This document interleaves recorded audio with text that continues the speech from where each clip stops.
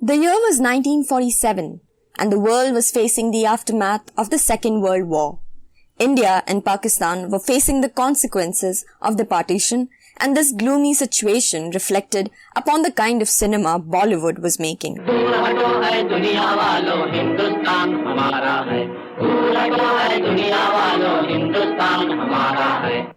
A group of young cinephiles recognized the situation and together found the Calcutta Film Society to generate awareness about cinema as an art form.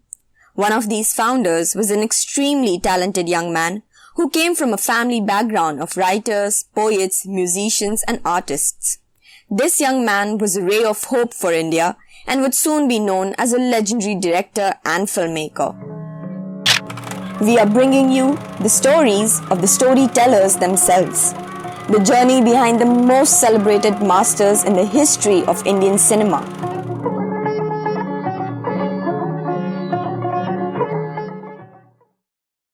Satyajit Ray is widely recognized because of his incredible filmography, but a lesser-known fact about him is that he was a commercial artist before making it big in the film industry. He was introduced to Indian art while he was at Shantiniketan. My mother suggested, and I also agreed rather readily, that I should go to Shantiniketan, spend some time there, and Tagore was still living, and they had some marvelous teachers like Nandalal Bose and Vinod Mukherjee, Ram Kinkar Bej. To be there for some time, she thought that it would be a good thing to be in Shantiniketan in proximity to Tagore.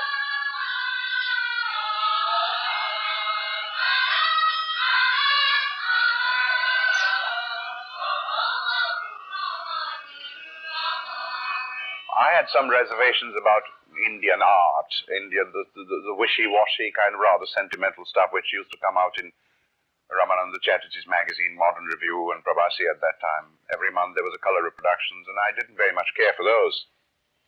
But I found eventually, after joining Shantiniketan, that Indian art could also be very strong and virile, and it's not all sentimental, sort of Victorian kind of stuff.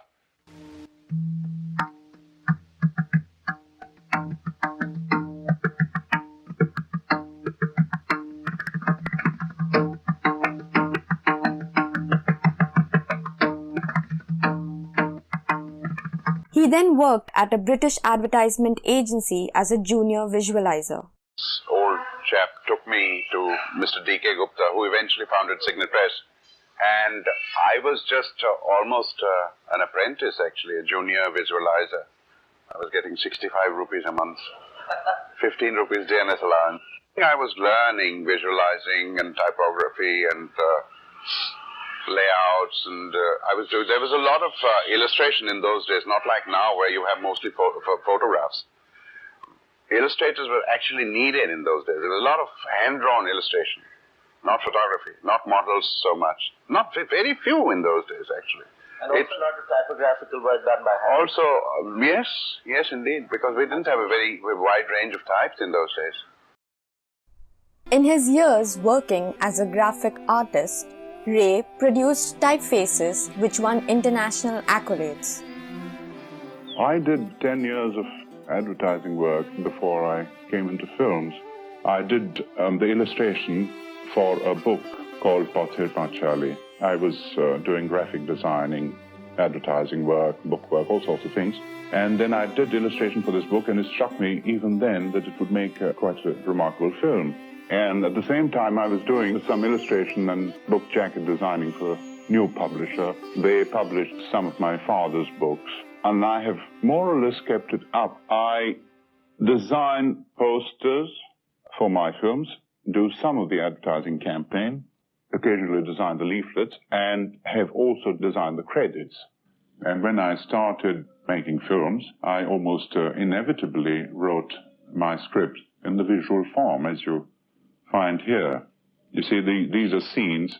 It's a shooting script, actually, but they're not typed. They're in little drawings with notes about the dialogue on the side. And there are also architectural things and in discussions with art directors.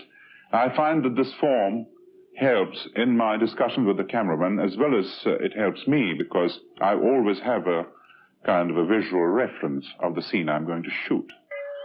Pather Panchali আমাদের সকলেরই অত্যন্ত প্রিয়, শিক্ষিত বাঙালি মাত্রেই সেটা পড়েছে। একটা publisher ছিল signet bookshop বলে, তারা একদম বাংলা মানে বই প্রকাশনার ক্ষেত্রেও একটা প্রায় ওই রকম বিপ্লবী এনে দিয়েছিল।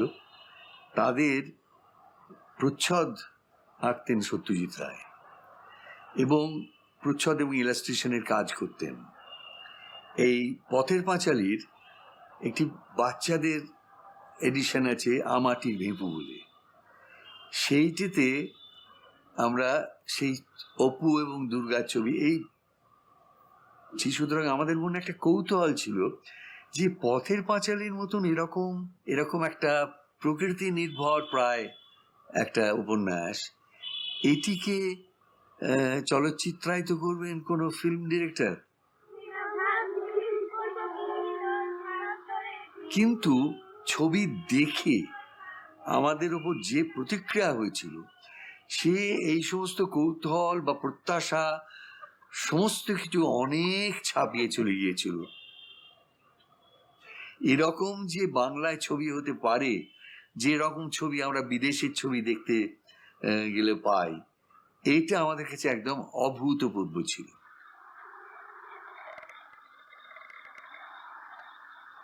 তার আবেগের এমন একটা গভীর তরঙ্গ ছিল ছবির মধ্যে, যা মানে হয়তো কোনো ভারতীয় ছবিতে তার আগে আমরা দেখিনি। কিন্তু প্রতিবার দেখি এবং প্রতিবার আমার মনে হয় যে কেউ যেন আমাকে একটা খুব সজোরে ধাক্কা দিল এই ছবিটা দিয়ে। In 1949, Ray met with Jean Renoir, a French director, at a hotel in Calcutta, and soon began to accompany him to scout locations for his film, The River. Seeing Ray's enthusiasm and knowledge about cinema, Renoir inquired him whether he wanted to become a filmmaker. Ray, to his own surprise, said yes and gave him a brief outline of Pother Panchali, which he had recently illustrated. But I think that probably the bigger inspiration is Satyajit Ray's films, which is a huge body of work of beautiful, amazing films. But I think we could say that Ray actually was inspired by Renoir. I'm not meaning that his movies are. Everybody's influenced by everybody, and that's a filmmaker he loved. I mean, literally, he met Renoir, who was filming The River, and this was part of what led. Panchali comes after that experience. Ray then started working as an art director in an advertising agency and was sent to London to work at the agency's head office. On the 16-day ship journey to London, Ray had made notes on making a film of Pother Panchali. He wanted the film to be shot on real locations with no makeup and new faces. In his 6-month-long stay in London, Ray watched hundreds of films, one being Vittorio De Sica's The Bicycle Thieves, which created a profound impression on him. This film reconfirmed his conviction that it is possible to make realistic cinema with an amateur cast while shooting at real locations. Satyajit Ray approached Bibhuti Bhushan Banerjee's widow, writer of Pother Panchali, to acquire rights for the film. She admired Ray's illustrations and gave him oral assurance in good faith. Ray was trying to raise money, but the Bengali producers were skeptical and distrusted a first-time director with such unconventional ideas. He spent 2 years in vain, but he was undeterred and worked on assembling the cast and finding locations. পথের পাঁচালীটার মানে আমি যতদূর জানি যেটা উনি আরম্ভ করেছিলেন 52 সালে, এবং সেটা নিজের বন্ধুদের কাছ থেকে টাকা ধার করে নিজের রেকর্ড বই বা বৌদির গয়না বন্ধক রেখে আরম্ভ করেছিলেন। কিন্তু সামাও সে ছবিটা করতে পারেননি পয়সার অভাবে। তো 54 সালে তারপর যখন মানে পশ্চিমবঙ্গ সরকার বিধান রায় তাকে সাহায্য করলেন টাকা দিয়ে, সেই সময় থেকে আমি জড়িত হলাম। বোড়াল গ্রামে শুটিংটা হয়েছে, বোড়াল গ্রামে তখন মানে বোরাল গ্রাম তো মানে একবারে গ্রামই বলতে পারে, রাস্তা বাস্তা সবই কাঁচা। যখন আমি ক্যামেরাটা নিয়ে পৌঁছলাম ওখানে গ্রামে, তো প্রথমে একদিন দেখলাম যে ছিল একজন ভদ্রলোক, মানে বেশ লম্বা, সাদা পায়া পাঞ্জাবি পরা, লাল খেরোর খাতায় সব করে যাচ্ছে। একজন বসে মিটার ফিটার বার করে হিসাব করে গেছেন। আর একজনকে দেখলাম উনি পায়জামা পরা কিন্তু গেঞ্জি খায়, মানে রঙের তুলি ফুলি নিয়ে সব করে যাচ্ছেন ওই সেটে। যে পথের পাঁচালীর যেটা সবচেয়ে বড় গুণ বা সবচেয়ে বড় পাওয়া, যেটা হচ্ছে আমরা একটা পরিবারের মধ্যে কাজটা করেছি এবং সকলেই ভীষণ ইনভলভ হয়ে যেত ছবিটা করতে গিয়ে। সকলেই মানে যারা কাজ করেছে তার মধ্যে বেশিরভাগই অ্যামেচারই ছিল এবং কিছু কিছু ভেটারান ছিলেন। হ্যাঁ হ্যাঁ, আমার মনে হয়েছে যে আমি কিছু নতুন আমি শিখছি, নতুন জিনিস দেখছি। তখন সত্যজিৎ রায় চাকরি করতেন, অতএব তাকে শুটিং করতে হতো শনিবার রোববার। এইটা আমার কাছে মনে হয় যে সত্যজিৎ রায়ের সাকসেস একটা, যে উনি দর্শককে মাথায় রেখে ছবি করতেন। ফিল্ম কিভাবে তৈরি করতে হয়, ফিল্মের ভাষা কিভাবে জানতে হয়, সেটা তার সঙ্গে কাজ না করলে আমি শিখতে পারতাম না। Ray wanted Pandit Ravi Shankar, renowned sitar maestro, to compose music for the film. Ravi Shankar, due to his tight touring schedule, was able to see only about half of the film and recorded the music in a non-stop session of about 11 hours. He couldn't provide music for a few sequences, so Subrata Mitra, Ray's cinematographer, devised music for a few sequences. To meet Museum of Modern Art, New York, MoMA's deadline, Ray and his editor worked 10 days and nights continuously in the final stages of the post-production. The first print of Panchali came out the night before it was dispatched, and there was no time or money to add the subtitles. Weeks after the screening, Ray received a letter from MoMA describing at length how well the film was received by the audience. On 26th of August in 1955, Panchali was finally released in Calcutta. Ray, with his advertising experience, had designed 5 billboards. The film did moderately well in the first 2 weeks. However, by the 3rd week, the word had spread and the cinema houses were packed. It was a box office success. In May 1956, Panchali was screened at the Cannes Film Festival. It wasn't well attended. The Indian delegation had done little to promote it, arranging only a single midnight screening that clashed with a party in honor of Akira Kurosawa. In any case, few festival goers bothered to show up for just another Indian movie. Luckily, certain influential critics decided to skip the party and attend the screening. Andre Bazin and Lindsay Anderson. Having watched the film, they were furious over its disdainful and unacceptable treatment, insisted on another screening at a more accessible time, and ensured that it was put up for an award.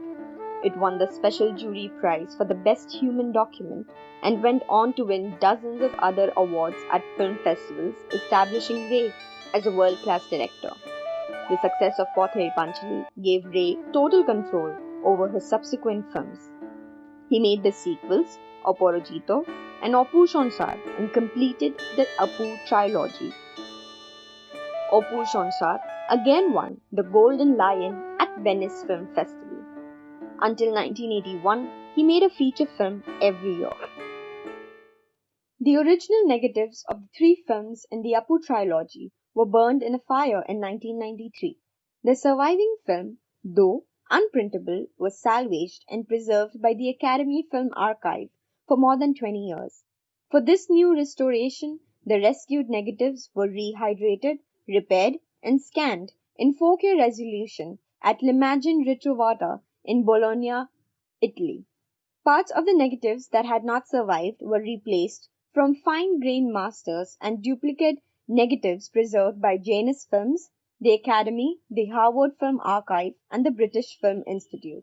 The films were reconstructed and digitally restored in 4K resolution, and the sound restored from multiple optical soundtrack prints and magnetic safety masters by the Criterion Collection. Satyajit Ray created a mark on Indian cinema with his unconventional style, a time where people were much more orthodox. While the mainstream cinema used women as a side character to the popular heroes, for Ray, women were central to his films. His films portrayed women's issues and gave a more nuanced understanding of feminism. His earlier films, especially between 1960 and 1985, reflected the contemporary social scenario in the sense that the society was not ready to accept a separate existence of women other than in relation to men. The Apu trilogy or Charulata. These films mainly dealt with the struggle that came with such dynamic existences. What is interesting is that neither of the films is aggressively women-centric or spews hatred against men. Instead, in a very subtle manner, his work proves that to portray women's perspectives, one need not undermine the contributions of men. Ray's understanding of life and the world led him to make realistic films that were much more relatable to the people. In 1992, the Academy of Motion Pictures awarded him an honorary Academy Award. Indian filmmaker Satyajit Ray. The Academy recognizes Mr. Ray's rare mastery of the art of motion pictures and of his profound humanism, which has had an indelible influence on filmmakers and audiences throughout the world.